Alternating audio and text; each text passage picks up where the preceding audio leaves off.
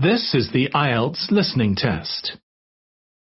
You will hear a number of different recordings, and you will have to answer questions on what you hear. There will be time for you to read the instructions and questions, and you will have a chance to check your work. All the recordings will be played once only. The test is in 4 parts. At the end of the test, you will be given 10 minutes to transfer your answers to the answer sheet. Now turn to Part 1.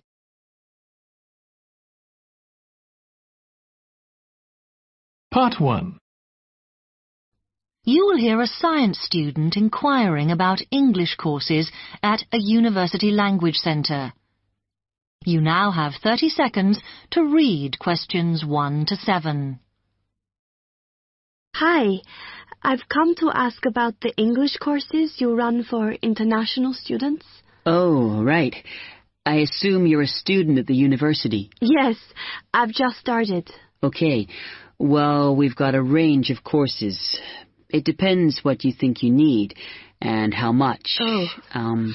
We can't run everything at the same time, though. So, for example, in this first term, we are just doing a writing course. I see. That sounds quite useful. What else is there? Some of the courses only run for single terms, and we tend to focus on what students have difficulty with. That means we don't usually do speaking courses, but next term you can do listening. Oh. That'll help you with lectures and things. Our provision is all based on what the majority of our international students need. So is everything term-based? There's nothing that you run all year? Well, let's have a look. Yes, there is a class for vocabulary and grammar every term. That's for everybody, but it's split into 3 or 4 levels. And what about in the holidays? We don't do anything during the winter or spring break. Oh. But over the summer, there's just general classes because that's what most students want. A bit of everything. Mm-hmm. Okay, quite a variety then. I'll have a think about what I really need because I haven't got much time. Do you have about 20 students in each class, the same as our science seminars? We try to keep it at about 12 and certainly not more than 15. It's important for language classes. They're very different from your normal courses. Right. And how much are the classes? The rate varies depending on how many hours you attend, but you shouldn't have to pay. Usually the department will fund you and even sort out which classes you need. Brilliant. It would be quite useful for me to have a certificate to take back to my country. Do you put us in for exams? Yes, but we don't like them to clash with your main course exams in June, so we run them in May. Oh. That leaves you time for revision. Do I have to sign up for something now? I'm not quite sure what I want. Classes haven't quite started yet, so you've got time to decide what you do.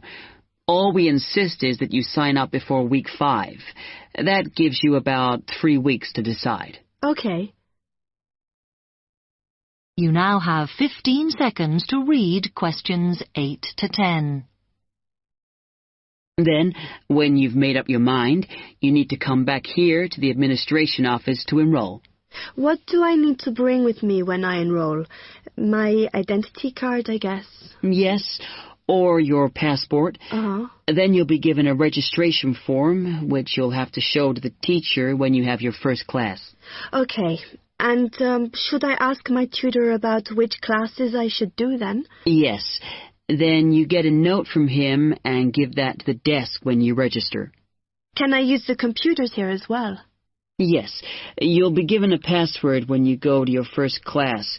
So remember to bring a disk with you to save your work on, as you won't be allowed to save it on the hard drive. Okay. Will I need anything else? Dictionary? We've got loads of those here that you can borrow. But you'll need a notebook as we don't provide paper or files. Okay. Thanks.